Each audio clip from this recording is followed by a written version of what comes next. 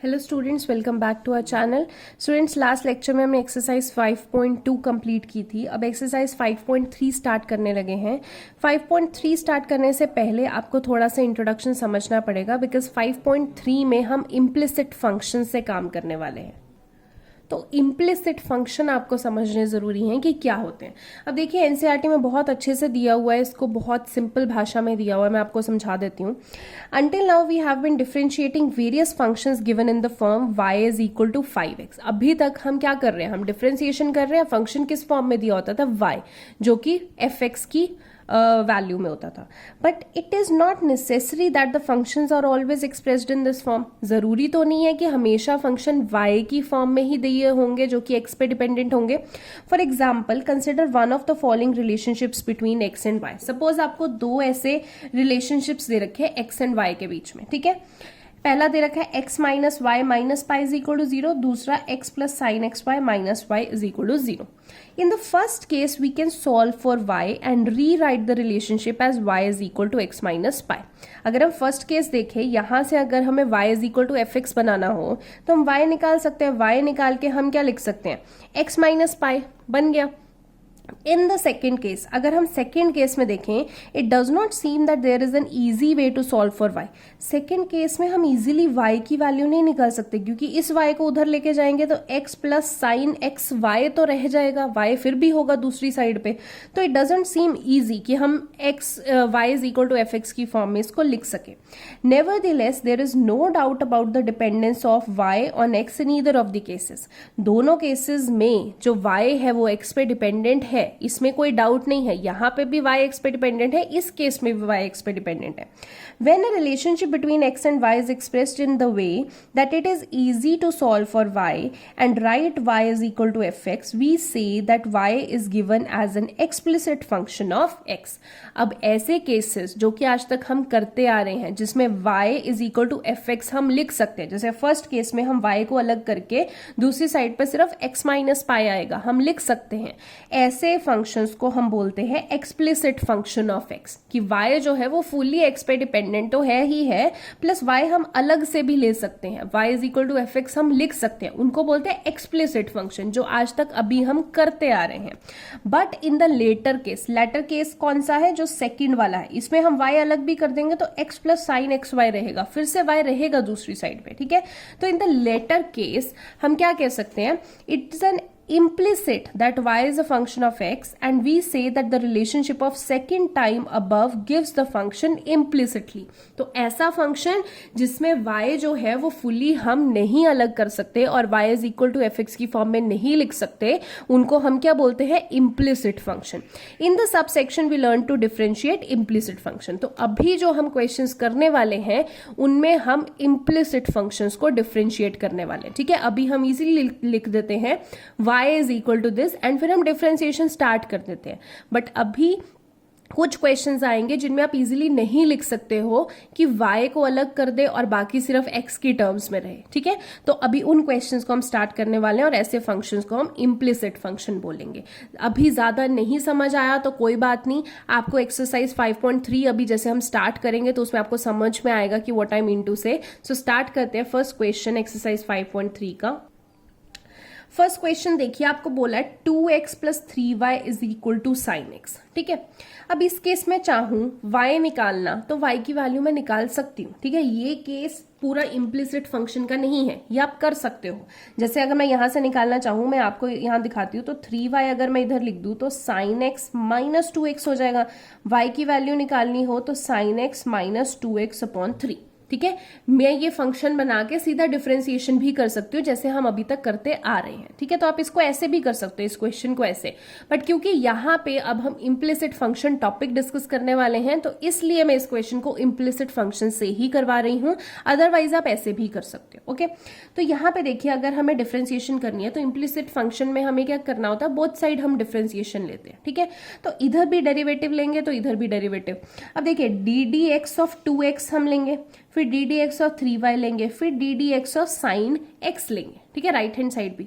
अब D d x of 2x, 2 तो बाहर कांस्टेंट आ जाएगा, d d x of x क्या होता है 1, तो 2 into 1 is 2, plus d d x of 3y, यहाँ पे y है ध्यान दीजिए, तो कांस्टेंट तो 3y बाहर आ जाएगा। अब y का डेरिवेटिव क्या होता है, dy बाय dx, तो dy by dx is equal to d d x of sine x, sine x का डेरिवेटिव क्या होता है cos x, ठीक है।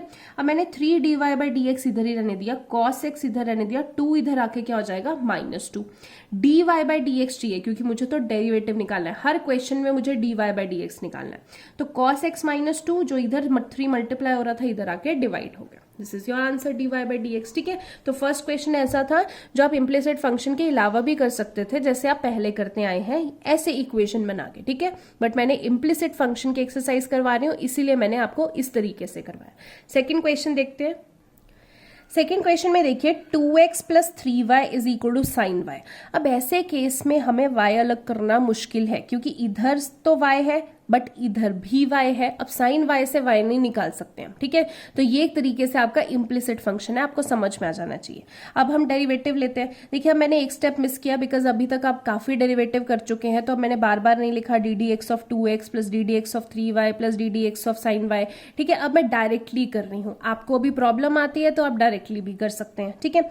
D d x of 2x अगर हम करेंगे तो 2 कॉन्स्टेंट है बाहर आ जाएगा, d d x of x क्या होता है 1, 2 इंटू 1 इज 2, प्लस 3 बाहर आ जाएगा, कांस्टेंट है d d x of y, तो क्या होएगा dy by dx is equal to d d x of sine y। तो देखिए अब साइन y है यहाँ पे, बट पहले हम क्या लिखेंगे D d x of sign x, इसको x ही मानेंगे, तो साइन x का डिफ्रेंसिएशन क्या होता है cos x, बट यहाँ पे x क्या है y है, तो फिर से हम D d x of y भी करना पड़ेगा जिसको हम बोलेंगे dy बाय dx, ठीक है। चेन रूल 2 मैंने इधर ही रहने दिया, dy बाय dx वाले एक साइड कर लिए, तो इधर cos dy बाय dx है, माइनस हो जाएगा साइन -3 dy बाय dx। अब दोनों में से dy बाय dx कॉमन ले लीजिए क्योंकि वही हमें निकालना है, तो क्या आ जाएगा इधर cos y -3, इधर 2 आ जाएगा, तो dy बाय dx क्या हो जाएगा 2, ये cos y -3 उधर जाके क्या हो जाएगा डिवाइड cos y -3, ठीक है।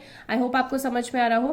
क्वेश्चन नंबर 3 देखिए, आपको बोला है ax plus b y square is equal to cos y. अब देखिए इधर भी y है इधर भी y है, यानी कि ये इम्प्लिसिट फंक्शन है, ठीक है। तो फिर से हम डिफरेंशिएशन करेंगे, डेरिवेटिव बोथ साइड लेंगे। तो सबसे पहले अगर इसका डेरिवेटिव लेते हैं d d x of ax, तो a तो बाहर आ जाएगा, d d x of x is 1 plus d d x of b y square. अब देखिए b कॉन्स्टेंट है वो बाहर आ गया, जब मैं y स्क्वायर का डिफरेंशिएशन लूंगी डेरिवेटिव तो क्या होगा आपके पास x raise to power n वाला फॉर्मूला लगेगा, यानी कि y raise to power n यानी कि 2y, बट यहाँ पे x क्या है हमारे पास y है, तो d d x of y भी हमें लेना पड़ेगा, ठीक है, is equal to d d x of cos x क्या होता है माइनस साइन x, बट यहाँ पे x क्या है y, तो फिर से हमें चेन रूल लगा के d d x of y भी करना पड़ेगा, ओके। a इधर रह गया, minus sine y d y by d x इधर आ गया, ये b into 2y d y by d x उधर जाके minus 2by dy by d x, दोनों में से dy by d x common ले लो तो क्या आएगा माइनस साइन वाई, माइनस अगर दोनों में से कॉमन ले लेंगे तो क्या आ जाएगा plus 2by, dy by d x इधर ही रहने दो,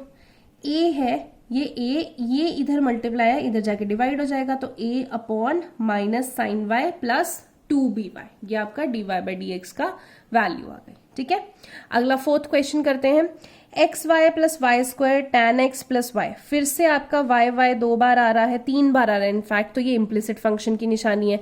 फिर से बोथ साइड डेरिवेटिव लेते हैं। अब देखिए इस साइड डेरिवेटिव लेंगे डी डी एक्स ऑफ, अब देखिए ये एक्स इंटू वाई है, यहाँ पे प्रोडक्ट रूल लगेगा, ध्यान देना, प्लस प्रोडक्ट रूल अगर पहले मैं यहाँ पे लगा देती हूँ क्या होता है d d x of x into y plus d d x of y into x, first into second plus d d x of second into first, plus अब वाई स्क्वायर इसका डेरिवेटिव लेंगे तो x raise to power n का formula लगेगा, यानी कि अगर ये एक्स स्क्वायर होता तो क्या आना था 2x, बट वाई स्क्वायर है तो 2y, ठीक है, बट x किसको माना है हमने y को, तो y का भी डेरिवेटिव लेना पड़ेगा dy बाई डी एक्स, ठीक है, is equal to tan x, tan x का डेरिवेटिव क्या होता है secant square x plus y का derivative dy by d x.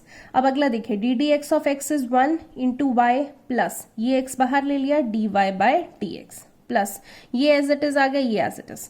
अब इसको मैंने एज इट इज लिख लिया। अब आपने क्या करना है, y जो dy बाई डी एक्स वाले हैं उनको एक साइड पे ले जाओ, मतलब ये भी dy बाई डी एक्स है, ये भी dy बाई डी एक्स है, ये भी dy बाई डी एक्स है, तो इन सबको मैंने राइट साइड पे ले गई। इधर बचा y, इधर सीकेंड स्क्वायर x था तो वो लेफ्ट में ले आए। इधर क्या बचा, ये dy बाई डी एक्स था, ये minus x dy by d x हो जाएगा, ये minus 2y dy by d x हो जाएगा। तो इधर y माइनस सीकेंड स्क्वायर x, तीनों में से dy by d x common ले लो। यहाँ पे क्या बचेगा, 1 माइनस एक्स माइनस 2y। ठीक है, आप क्या निकालना है, dy बाई डी एक्स। तो ये जो ब्रैकेट मल्टीप्लाई हो रही है ये इधर जाके क्या हो जाएगी, डिवाइड।